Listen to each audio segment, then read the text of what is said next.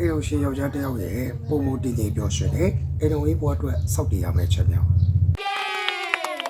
နံပါတ်1တာဝန်ယူမှုနဲ့ရည်ချက်မှုရှိခြင်းမိသားစုအတွက်စီးပွားရေးလုပ်ငန်းတွေမှာအားစိုက်ထုတ်ပြီးတော့စူးစမ်းသင့်ပါတယ်မိသားစုအတွက်စိတ်သက်ရွှေရတယ်ပေါ့နော်ဘဝလုံးချုံရေးတာဝန်တွေကိုအလေးနဲ့ထားပြီးတော့ကိုယ်အနေနဲ့ကကြင်ကြံသင့်ပါတယ်အမားလုံးမိခဲ့တဲ့တစ်ခါတည်းမှာအမားလုံးမိခဲ့တယ်ဆိုလို့ရှိရင်လေဝန်ခံတဖို့ကိုကပြုပြင်နိုင်ဖို့ရအတွက်ကြိုးစားပေးရမယ်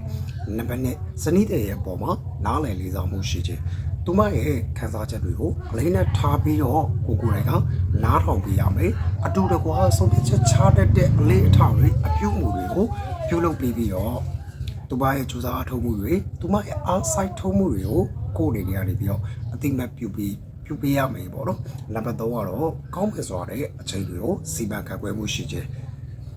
စနစ်တဲ့အတူတူချင်းပေါ့နော်1 by 1တူချင်းအချိန်ပေးရမယ်အလုံးနဲ့မိသားစုရဲ့ဂျားမှာပေါ့နော်နံပါတ်တနဲ့ခွဲဝေပြီးတော့အသုံးပြုပါကိုယ့်ရဲ့မိသားစုနဲ့အတူတန်ဖိုးရှိတဲ့အချိန်တွေကိုကိုယ်တိုင်ကတန်ဖိုးရှိစွာနဲ့အသုံးချသင့်ပါတယ်နံပါတ်4စိတ်ထားနှူးညံ့ပြီးတော့သိခံနိုင်မှုရှိခြင်းပေါ့နော်ဒါကဘာလို့လဲဆိုတော့ကိုယ်တိုင်ကစိတ်ဆိုးဒေါသထွက်လာတဲ့အခါမှာစိတ်ဆိုးဒေါသထွက်နေတဲ့အချိန်တွေမှာပေါ့နော်လူမျိုးကိုစိတ်ဆိုးဒေါသထွက်ခြင်းတက်ဆွေးနွေးညီနိုင်တာကိုယ့်အတွက်ပိုကောင်းတယ်အငြင်းပွားမှုတွေကိုစိတ်ချပြီးတော့ပြဿနာရဲ့တိုင်းပေါ့နော်ပြဿနာရဲ့တစ်ခုချင်းစီတိုင်းမှာပြဿနာရဲ့တိုင်းတွေကိုဖြေရှင်းတဲ့အခါမှာကိုယ်အနေနဲ့ကအေးစစ်လေးနဲ့ဖြေရှင်းတဖို့ကြင်ကြံစူးစမ်းသင့်ပါတယ်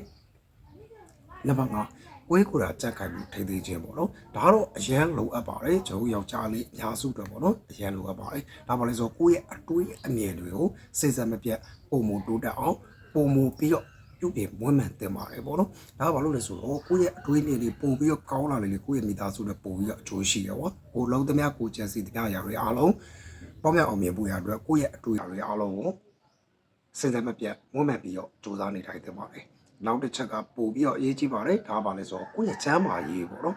ကိုယ့်ရဲ့တကူရေးကျမ်းမာရေးအတွက်လည်းကိုကဒီကျမ်းမာရေးကို view site တင်ပါတယ်စိတ်ကျမ်းမာရေးနဲ့ပတ်သက်ပြီးတော့လည်းပို့ပြီးတော့မှာပဲ view site တင်ပါတယ်ဘာလို့လဲဆိုတော့အပြတ်သဘောဆောင်တဲ့အတွေးတွေအပြတ်သဘောဆောင်တဲ့အလေးအထားတွေကိုကိုယ်တွေနေရာနေပြီးတော့ရှောင်ကျဉ်ပေးရမယ်ဥပမာကကိုယ်တွေနေရာဒီအရက်သေးစားတောက်စားတယ်နော်မွေးစီတုံးတယ်လောင်းစားတွေလုပ်တယ်မိမရှုံတယ်ပေါ့နော်ဒီလိုအကြောင်းပြတွေကကိုယ့်ရဲ့စိတ်တွေကိုယ့်ရဲ့ဒီ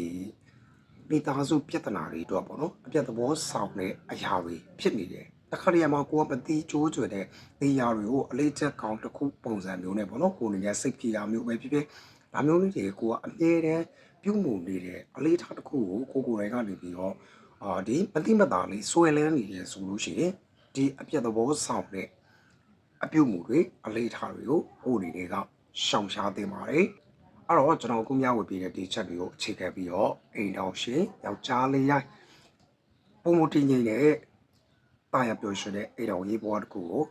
တိဆောက်ကြည့်ပါတိဆောက်ပါတာယာလာပါတယ်အိမ်တော်ဘဝတစ်ခုကိုပိုင်ဆိုင်ရပါစေဗျာ